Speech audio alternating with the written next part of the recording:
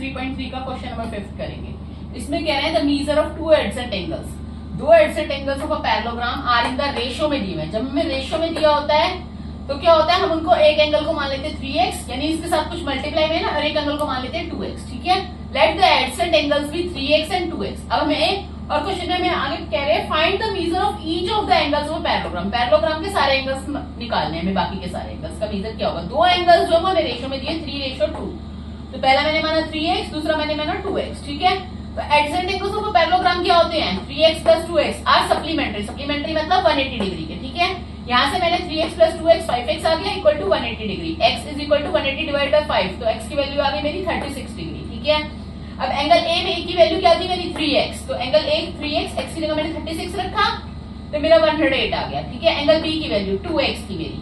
ठीक है, तो 2 के साथ मैंने x मल्टीप्लाई किया यानी 36 इज इक्वल टू 72 आ गया। अब एंगल ए की वैल्यू आई मेरी 108 और एंगल बी की वैल्यू आई मेरी 72। ठीक है, अब यहीं से हम एंगल ए बराबर है एंगल सी होता है opposite angles of a parallelogram, और एंगल बी बराबर है एंगल डी होता है opposite angles of a parallelogram are equal. ठीक है, तो हमारे पास चारों एंगल आ गए।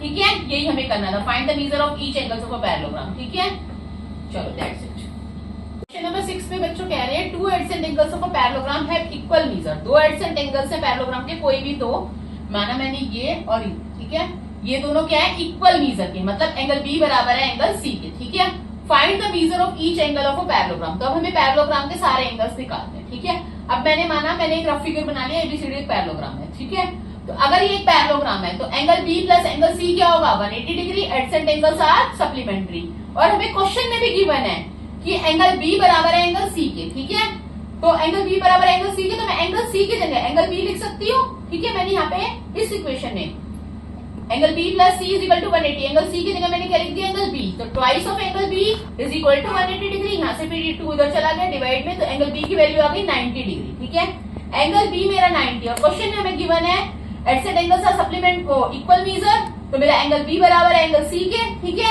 ये क्वेश्चन में गिवन है एडजेसेंट एंगल्स, दो एडजेसेंट एंगल्स बराबर है। ठीक है, तो अब एंगल ए बराबर है एंगल सी होता ही है पैरेललोग्राम में, opposite angles of a parallelogram are equal measure. ठीक है, और एंगल बी बराबर है एंगल डी के, क्योंकि opposite angles of a parallelogram are equal. ठीक है, तो चारों एंगल का मीजर आ गया कि चारों एंगल कितने डिग्री के आए, 90 डिग्री के। ठीक है, तो क्या बन गया, एक रेक्टेंगल भी हो सकता है।